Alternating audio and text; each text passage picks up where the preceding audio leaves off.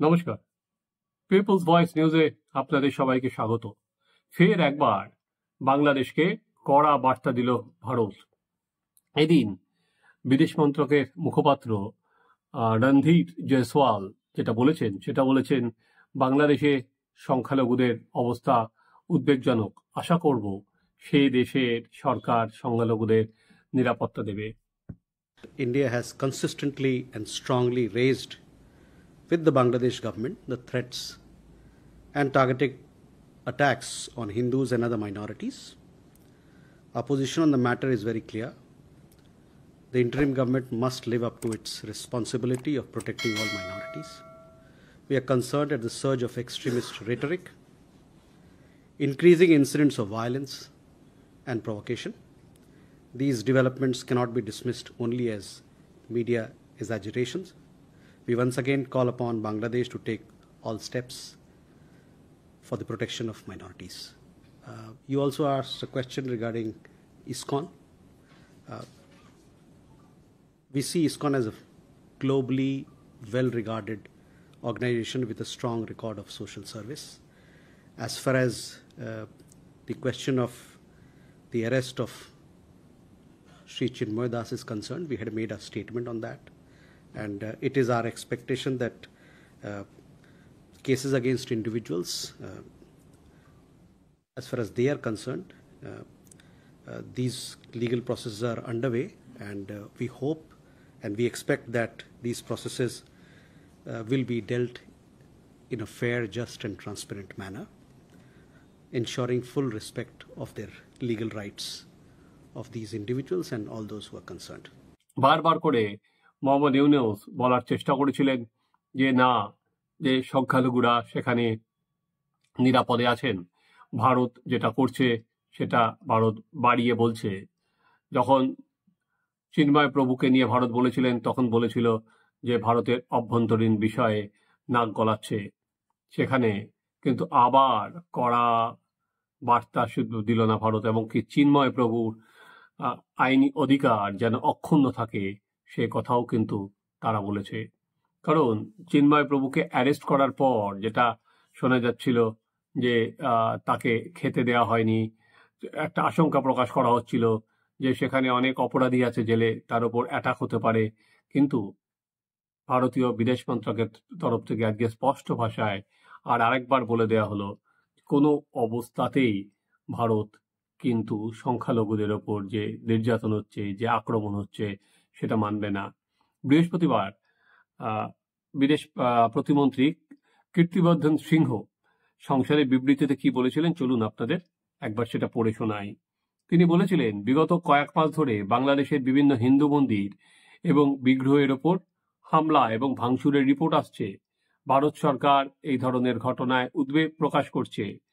তার মধ্যে রয়েছে এই বছরের দুর্গাপুজো চলাকালীন ঢাকার তাঁতিবাজারের মণ্ডপে আক্রমণ, সাতক্ষীরার যশেশ্বরী কালী মন্দিরে ডাকাতির মতো ঘটনা। বাংলাদেশ সরকারকে ভারত বলতে চায় তারা সে দেশে বসবাসকারী হিন্দু এবং সমস্ত সংখ্যালঘু মানুষের নিরাপত্তা নিশ্চিত করুক এবং তাদের প্রার্থনার জায়গা নিরাপদ করুক। আবার একদিন পরই আবার বিদেশ মন্ত্রকের মুখপাত্র মুখ খুললেন, অর্থাৎ ভারত যে ইস্যুতে কোনো অবস্থাতেই ইউনূস সরকার যা বলছেন, অন্তর্বর্তী গভর্নমেন্ট যা বলছেন তার ওপর আস্থা রাখতে পারছে না, সেটা কিন্তু বারংবার ভারত সেই বার্তা ক্রমাগতভাবে কঠোরভাবে যেটা ইউনূসকে সেটা বলছেন এবং চাপ দিচ্ছেন। ইসকনের প্রতি ক্ষোভ এখনো কিন্তু বাংলাদেশে ক্রমশ আছড়ে পড়ছে। যারা মৌলবাদী বিভিন্ন সংগঠন তারা কিন্তু এখনো ইসকনের বিরুদ্ধে ক্ষোভ উগড়ে দিচ্ছেন এবং ইসকনকে নিষিদ্ধ করার দাবি জানিয়ে যাচ্ছেন। কোন সংস্থা নিষিদ্ধ করার কোনো আলোচনা সরকারের মধ্যে হয়নি।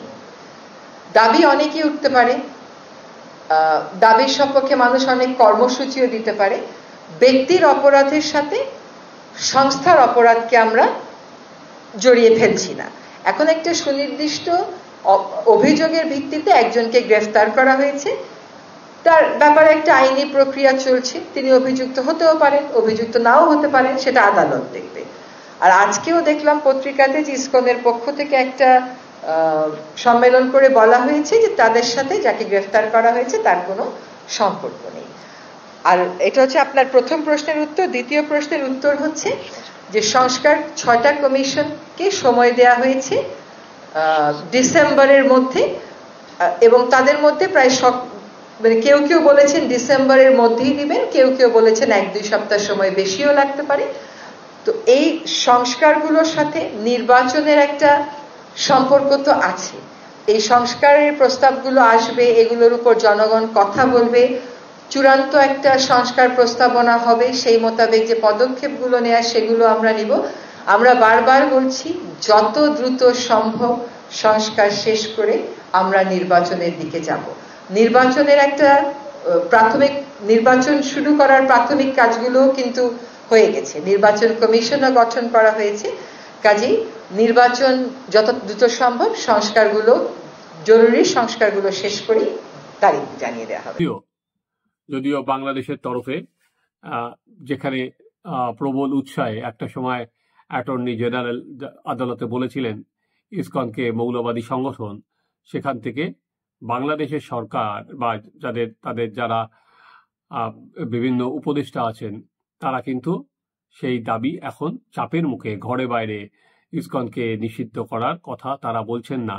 উল্টে তারা বলছেন এরকম নানা লোক নানা কথা বলতেই পারে, কিন্তু সরকারের কাছে এখনো সেরকম কোনো আর কি নিষিদ্ধ করা হবে এরকম কোনো কিছু তারা কিন্তু বলছে না। ইসকন একদিন আগে চিন্ময় দাসকে যেরকম ডিজাউন করেছিল, তারপর থেকে কিন্তু ইসকনও তার জায়গা থেকে অনেকটা সরে গেছে, এবং সেখানে ইসকন সরাসরি কিন্তু আবার চিন্ময় দাসকে সুস্থতা কামনা করেছে, এবং তারা এক্স হ্যান্ডেলে পোস্ট করে জানিয়ে দিয়েছে তারা চিন্ময় দাসের সঙ্গেই আছে। যেটা ভাবা হয়েছিল যে বৃহস্পতিবার দিন ইসকনের তরফে যে প্রেসমিটটা করা হয়েছিল সেখানে বলা হয়েছিল যে চিন্ময় দাস তাদের সঙ্গে নেই, এবং চিন্ময় দাসের যে কার্যক্রম তারা সেটা ডিজাউন করছে। এরপর সারা পৃথিবী জুড়ে সমালোচনার ঝড় বয়ে যায়। তখন নিউ ইয়র্ক ইসকন থেকেও বলা হয়েছিল না, তারা চিন্ময় দাসের পাশে আছে। এবার বাংলাদেশ ইসকনও কিন্তু যে কথা বলেছিল তার থেকে আবার সম্পূর্ণ ইউটার্ন করে ফিরে এসেছে। তাহলে আগামী দিন যেটা বোঝা যাচ্ছে, ভারত সরকারের চাপ কিন্তু বাংলাদেশের ওপর আরও বাড়বে যদি না হিন্দুদের ওপর এই নির্যাতন বন্ধ হয়। আমরা যারা সংবাদ মাধ্যম তারা প্রতিনিয়ত বাংলাদেশের রোজ কোথায় কি হচ্ছে না হচ্ছে খবর রাখার চেষ্টা করি, কিন্তু তারপরেও সেটা হচ্ছে আতঙ্ক বয়ে নিয়ে বেড়াচ্ছেন ওখানকার হিন্দু মেয়েরা। ওখানকার গ্রামে হুমকি দেওয়া হচ্ছে, সেই খবরটা হয়তো সবকিছু আপনাদের আমরা সামনে আনতেও পারি না। কিন্তু একটা বিষয় পরিষ্কার, সেটা হচ্ছে একটা সময় হয়তো সবাই ভেবেছিল যে এদের হুমকি দিলে এরা পালিয়ে যাবে, এরা বাংলাদেশ ছেড়ে যাবে, যেই জন্য আজকে হিন্দু পপুলেশন ওখানে কমতে 8%-এর নিচে কমে গেছে। কিন্তু এখন চিন্ময় দাস কিন্তু যে লড়াইয়ের বার্তা দিয়ে গেছেন, যেটা আমাদের জমি, এখানে সংখ্যালঘুরাও এখানেই জন্মেছে, তারা এখানে বড় হয়েছে, তারা সেই জমি ছাড়বে না। সেই জন্য আজকে চিন্ময় দাসকে নিজেদের কথা বলার জন্য, নিজেদের অধিকারের দাবি জানানোর জন্য আজকে তাকে গ্রেপ্তার করা হলো। কেননা তিনি চেয়েছিলেন যে 8 দফা দাবি তুলেছিলেন, সেটা নিজেদের অধিকার, সংখ্যালঘুদের অধিকারের জন্য তিনি দাবি তুলেছিলেন। বিশাল কোনো তিনি চ্যালেঞ্জ জানাননি এই সরকারকে। তাও তাকে সত্যি কথা বলার, সত্যি দাবি তোলার জন্য তাকে আজকে জেলে পোড়া হয়েছে। তো একজন চিন্ময় দাস গেছেন, কিন্তু ওনার যে ভাষা আজকে লক্ষ লক্ষ সনাতনীর মধ্যে ছড়িয়ে গেছে, সেটা মোকাবিলার ক্ষমতা অন্তত মোহাম্মদ ইউনূসের নেই।